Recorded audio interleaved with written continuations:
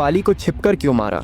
इसके पीछे का सबसे बड़ा कारण हनुमान जी ही थे। आखिर ऐसा क्या हुआ था कि श्री राम जी को बाली को छिपकर मारना पड़ा? और क्या श्री राम जी भी डरते थे कि अगर वो बाली के सामने गए तो बाली उनकी आधी शक्ति हर लेंगे और कहीं बाली उन्हें हरा न दे? और इस कहानी में हम ये भी जानेंगे कि क्या हुआ जब बाली ने हनुमान जी को युद्ध के लिए ललकारा। तो चलिए शुरू करते हैं आज की कहानी। कथा में आगे बढ़ने से पहले बाली के बारे में कुछ बातें आपको जान लेना चाहिए। कथाओं में ऐसा कहा गया है कि बाली इंद्र के धर्मपुत्र थे और इंद्रदेव से ही उन्हें एक अजेय माला मिली थी, जिसे पहनकर बाली की शक्तियां 1000 गुना बढ़ जाती थीं। इन शक्तियों से बाली ने बहुत सी लड़ाई लड़ी और सभी में उसको विजय हासिल हुई। इसके बाद बाली ने ब्रह्मा जी की तपस्या की, जिससे खुश होकर ब्रह्मा जी ने उन्हें वरदान दिया कि वो जिससे भी लड़ाई करेंगे तो उसके शत्रु की आधी शक्तियां बाली में आ जाएंगी। इस वरदान के बाद तो बाली ने राक्षसों को अपने सामने टिकने ही नहीं दिया और हजारों राक्षसों का उन्होंने वध किया। एक ओर जहां बाली अपने पराक्रम से अपनी शक्तियों का डंका बजा रहे थे, वहीं दूसरी ओर रावण भी उसी समय असीम शक्तियों का मालिक बन चुका था और तीनों लोकों में तबाही मचा रहा था। रावण का सामना उस समय कोई नहीं कर पा रहा था। रावण को अपनी शक्तियों पर बहुत घमंड था। उसको लगता था कि उसके सामने कोई नहीं टिक सकता। जब रावण को बाली के बारे में पता चला तो वो रावण अपनी शक्तियों के अहंकार में बाली से लड़ने किष्किंधा चला गया। पर रावण को ये नहीं पता था कि बाली के सामने जाने पर उसकी आधी शक्तियां बाली में समा जाएगी और रावण किष्किंधा में जाकर बाली को लड़ाई के लिए ललकारने लगा। रावण की ललकार सुनकर बाली बाहर आ गया, जिसके बाद रावण ने बाली को युद्ध के लिए चुनौती दी। बाली ने रावण की चुनौती स्वीकार कर ली और इसके बाद दोनों में भयंकर युद्ध शुरू हो गया। लेकिन बाली को मिले वरदान के कारण रावण की आधी शक्तियां बाली में समा गईं, जिससे बाली ने रावण को युद्ध में हरा दिया।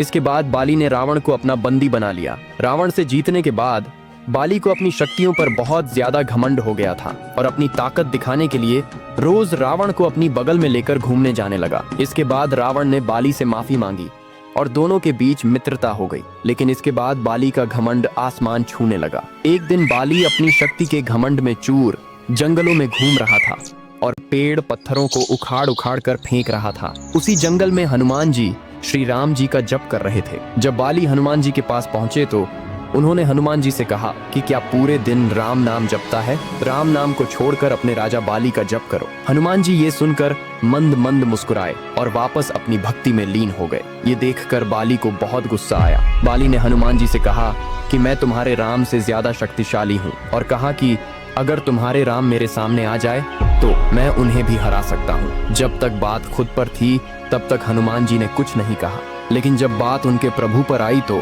हनुमान जी नहीं रुक पाए और बाली से कहा कि हे वानर राज, मेरे प्रभु श्री राम जी से लड़ने से पहले क्या आप उनके इस दास हनुमान से लड़ना चाहेंगे? अपनी शक्तियों के घमंड में चूर बाली हनुमान जी से लड़ने को तैयार हो गए और बोले, कल भोर होते ही हम युद्ध क्षेत्र में मिलेंगे। ये कहकर बाली अपने कक्ष में चले गए और हनुमान जी वहीं राम नाम जप में लग गए। जब ब्रह्मा जी को इस बारे में पता चला तो वे हनुमान जी के पास गए और हनुमान जी से कहा कि वो ये युद्ध न करे। हनुमान जी ने ब्रह्मदेव जी को नमस्कार किया और बोले कि हे ब्रह्मदेव, जब तक बात मेरे तक थी तब तक मैंने कुछ नहीं कहा, लेकिन अब बात मेरे प्रभु पर आ गई है, मैं ये लड़ाई अवश्य करूंगा। ये सुनकर ब्रह्मदेव जी ने हनुमान जी से कहा कि हे हनुमान, ठीक है, आप युद्ध करो, लेकिन कल युद्ध में आप अपनी शक्तियों का सिर्फ 10वां हिस्सा ही लेकर जाए। बाकी शक्तियां श्री राम जी के चरणों में छोड़ जाएं और युद्ध के बाद वो शक्तियां आप वापस ले लेना। हनुमान जी ने ब्रह्मदेव जी की बात मान ली और अगले दिन युद्ध में अपनी शक्तियों का सिर्फ 10% हिस्सा ही वो अपने साथ लेकर गए। बाली ने सोचा कि हनुमान एक छोटा सा वानर मात्र है, इसे तो मैं इसकी बिना शक्तियां लिए ही हरा दूंगा। और दोनों के बीच युद्ध छिड़ गया। हनुमान जी जब लड़ाई में विजयी होने लगे तो बाली ने हनुमान जी की आधी शक्तियां लेने का आह्वान किया और जैसे ही हनुमान जी की शक्तियां बाली में जाने लगी तो बाली का शरीर धीरे धीरे विशालकाय होने लगा। बाली समझ नहीं पा रहा था कि ये क्या हो रहा है। बाली का शरीर फटने को हो रहा था। बाली को ऐसा लग रहा था मानो उसके शरीर के अंदर ज्वालामुखी फटने वाला हो। और अभी तो बाली ने हनुमान जी की शक्तियां लेना बस शुरू ही किया था, जिसे वो झेल नहीं पा रहा था। बाली बेहोश होने ही वाला था कि तभी ब्रह्मदेव जी बाली के सामने आए और बोले कि बाली, अगर अपनी जान बचाना चाहते हो तो हनुमान जी की नजरों से बहुत दूर चले जाओ। ये सुनकर बाली वहां से भागने लगा। जैसे जैसे बाली हनुमान जी से दूर जा रहा था वैसे वैसे उसका शरीर ठीक होने लगा और जब वो हनुमान जी से बहुत दूर चला गया तो बाली ने ब्रह्मा जी से इसका कारण पूछा। ब्रह्मदेव जी ने बताया कि हनुमान जी की शक्तियां असीमित और अपार हैं। उन शक्तियों को सिर्फ हनुमान जी ही संभाल सकते हैं और मेरे कहने पर हनुमान जी इस युद्ध में अपनी शक्तियों का सिर्फ